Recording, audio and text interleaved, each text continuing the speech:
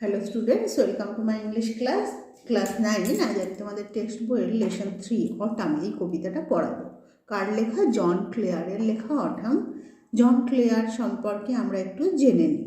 The poet and the text.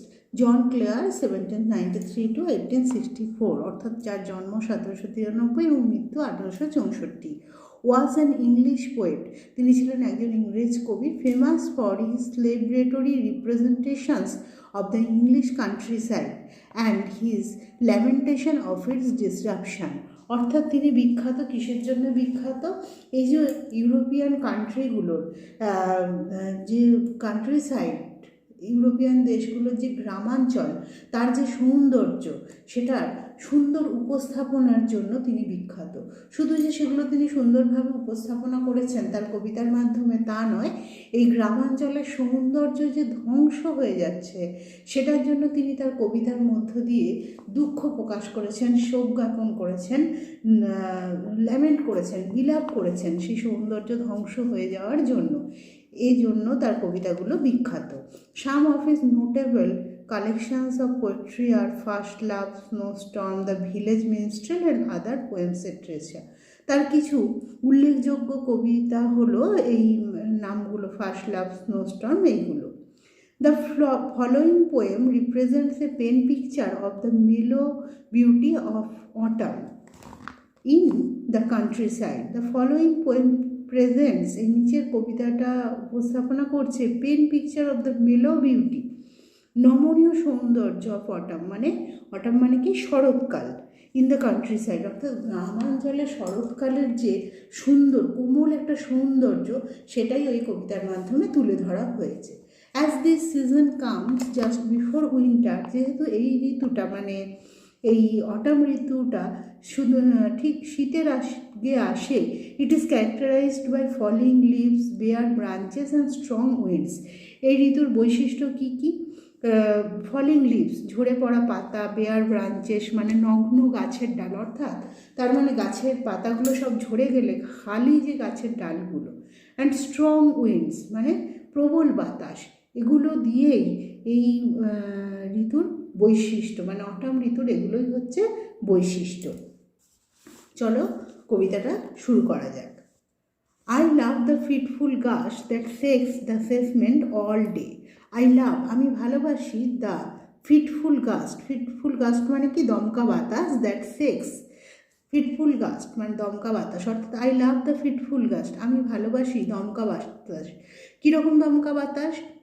that shakes নাড়া দেয়, যেটা নাড়া দেয় the casement all day, যেটা নাড়া দেয় সেসমেন্টকে। সেসমেন্ট কি? সেসমেন্ট হচ্ছে দরজার মতো খোলা যায় এমন বড় জানলা, ওয়ান টাইপ অফ বিগ, বেশ বড় সাইজের একটা জানলা, যেটা দরজার মতো করে খোলা যায়, সেটাকে বলা হয় সেসমেন্ট। সেসমেন্ট অল ডে, অর্থাৎ আমি ভালোবাসি সেই দমকা বাতাসকে যেটা নাড়া দেয় সেসমেন্ট অল ডে, অর্থাৎ সারাদিন ধরে সেসমেন্টকে নাড়া দেয়। And from the mossy elm tree takes the faded leaves away, and from থেকে, the mossy elm tree, mossy moss পড়া, তার শ্যাওলা ধরা। দেখবে কোনো গাছ অনেক দিন আছে, বড় গাছ, তার গাছের গায়ে ছালে শ্যাওলা ধরে যায় দীর্ঘদিন থাকাতে, সে ধরনের গাছকে বলা হচ্ছে মসি, যার গায়ে শ্যাওলা পড়ে গেছে, মশের আবরণ পড়ে গেছে, মশে ঢাকা। Elm tree takes the faded leaves away, faded leaves শুকনো পাতা, টেক্স অ্যাওয়ে, কথাটা হচ্ছে একসাথে ভার্বটা কি? টেক্স অ্যাওয়ে নিয়ে যায়। অর্থাৎ এই বাতাসটা, what does the fitful gust do, অর্থাৎ এই দমকা বাতাসটা কী করে? The fitful gust not only shakes the casement all day, it takes away the faded leaves from the mossy elm tree, অর্থাৎ শুধুমাত্র যে সেসমেন্টটাকেই সারাদিন ধরে নাড়া দেয় তা নয়, মশ পড়ে যাওয়া শ্যাওলা ধরা এম গাছ থেকে শুকনো পাতাগুলোকেও এটা উড়িয়ে নিয়ে চলে যায়। এবার শুধুমাত্র যে তাদেরকে টেক্স অ্যাওয়ে, তাদেরকে উড়িয়ে নিয়ে যায় তাও নয়, তারা কি করে দেখো? টুয়ারলিং দেম, টুয়ার ঘুরপাক খাওয়ায়, ঘূর্ণায়মান, ঘুরিয়ে দেয়। By the window pane, window pane মানে জানলার শার্সির কাছে, জানলার কাঁচের কাছে। With 1000 others down the lane, এবং অন্য হাজার হাজার পাতা, কিছু পাতা কি হয় জানলার কাঁচের শার্সির কাছে ঘুরপাক খায়। উইথ থাউজেন্ডস মানে হাজার আদার্স, অন্য হাজার হাজার পাতা ডাউন দ্য লেন, অর্থাৎ লেন মানে রাস্তা, পথ, নিচের রাস্তায় হাজার পাতা পড়ে থাকে। তাহলে দেখবে যখন গাছের পাতা পড়ে তখন কি হয়, সেই গাছের নিচে রাস্তাময় পাতা পড়ে থাকে। তাহলে বলছে আমি সেই দমকা বাতাসকে ভালোবাসি, যেই দমকা বাতাস কি করে, সেজমেন্টকে সারাদিন ধরে, মানে জানলাটাকে সারাদিন ধরে নাড়া দেয়, হাওয়াতে জানলাটা নড়তে থাকে, আর মশ পড়া শ্যাওলা ধরা গাছ থেকে শুকনো পাতাগুলোকে উড়িয়ে নিয়ে যায় এবং নিয়ে গিয়ে সেগুলোকে জানলার কাছের কাছে ঘুরপাক খাওয়ায়, এবং আরও হাজার হাজার পাতা তলায় রাস্তায় পড়ে থাকে। পরের স্ট্যান্জা, I love to see the shaking twig dance till the sort of if. I love, আমি ভালোবাসি, to see the shaking twig, মানে দেখতে, কি দেখতে ভালোবাসে, the shaking twig, shaking মানে কম্পয়মান অর্থাৎ কাঁপছে, নড়ছে, টুইগ, টুইগ মানে গাছের নরম ডাল, সেই শেকিং টুইগ, সেই কম্পমান, ট্রেমলিং, টুইগ মানে গাছের নরম ডাল, small soft branch of a tree, সেই কচি ডালটাকে নড়তে দেখতে ভালোবাসি। ডান্স, কবি সেটাকে কল্পনা করছে, যে গাছের ডালটা নড়ছে সেটাকে তিনি কম্পেয়ার করছে কিসের সঙ্গে, ডান্সিংয়ের সঙ্গে। কবির কল্পনায় গাছের ডালটা যেন নৃত্য করছে। কতক্ষণ পর্যন্ত, টিল মানে পর্যন্ত, the sort of eve, eve মানে এখানে কি ইভিনিং, কাব্যে কবিতার মধ্যে ইভিনিংকে শর্টে ইভ করে ব্যবহার করা হচ্ছে। আর সার্ড মানে ক্লোজ, অর্থাৎ সন্ধ্যাবসানের আগে পর্যন্ত, অর্থাৎ যতক্ষণ না সন্ধ্যা হচ্ছে সেই তার আগে পর্যন্ত এই যে নরম গাছের ডালের নৃত্য দেখতে আমি ভালোবাসি। The sparrow on the cottage rick whose chirp would make believe that spring was just now flirting by in summer's lap with flowers to lie. বলছে দ্য স্প্যারো, এরপরে তিনি কি করেন, আর কি দেখেন, the sparrow on the cottage rick, sparrow মানে কি চড়ুই পাখি, কটেজ রিক, রিক মানে বাড়ি থেকে বেরিয়ে থাকা বাইরের অংশ, কটেজ থেকে বেরিয়ে থাকা ওই কুঁড়ে ঘরের বাইরে একটু অংশ বেরিয়ে আছে, সেখানে স্প্যারোটা বসে আছে। সেই স্প্যারো কি করছে, হুজ চার্প, চার্প মানে কিচিরমিচির, উড মেক বিলিভ বিশ্বাস করায়, আমাকে বিশ্বাস করায়, কি বিশ্বাস করায়, the spring was just now flirting by in summer's lap with flowers to lie, spring মানে বসন্ত, was just now flirting by এই সবে, জাস্ট নাও এই সবে, ফ্লার্টিং বাই মানে ছলনা করেছে, in summer's lap with flowers to lie গ্রীষ্মের কোলে ফুলকে পড়ে থাকতে দিয়ে। অর্থাৎ এখানে ইউরোপিয়ান কান্ট্রিতে মেনলি 4টে সিজন দেখা যায়, সেগুলো কি কি, স্প্রিং, সামার, অটাম আর উইন্টার। তার মানে যেন বসন্ত চলে গেছে গ্রীষ্মের কোলে ফুল দিয়ে, অর্থাৎ বসন্ত গিয়ে গ্রীষ্ম এসে গেছে এবং গ্রীষ্ম গিয়ে তারপরেই অটাম এসছে।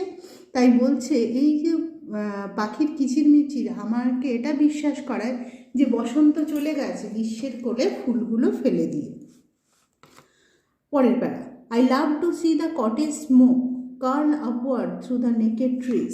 আই লাভ আমি ভালোবাসি, টু সি দেখতে, দ্য কটেজ স্মোক অর্থাৎ কটেজ থেকে, কুঁড়ে ঘর থেকে যে স্মোক ধোঁয়া উঠছে, কুঁড়ে ঘরে রান্না হচ্ছে সেখান থেকে ধোঁয়া উঠছে, সেই ধোঁয়াটা কোথা দিয়ে উঠছে, কার্ল, কার্ল মানে এঁকে মেঁকে, ধোঁয়াটা যখন ওঠে কোথাও দেখবে ধোঁয়াটা কখনো সোজা ওঠে না, এঁকে মেঁকে ওঠে, তাই সেটাকে কার্ল বলা হয়েছে। এঁকে মেঁকে উঠছে সেই ধোঁয়াটা কোথা দিয়ে, আপওয়ার্ডস ওপরের দিকে উঠছে, through the naked trees, naked মানে নগ্ন, trees, why the trees are called naked, কেন গাছগুলোকে নেকেড বলা হয়েছে, because there is no leave in that season, ওই ঋতুতে সেখানে গাছে আর কোনো পাতা নেই, সমস্ত পাতা ঝরে গেছে, আমরা আগেই দেখেছি।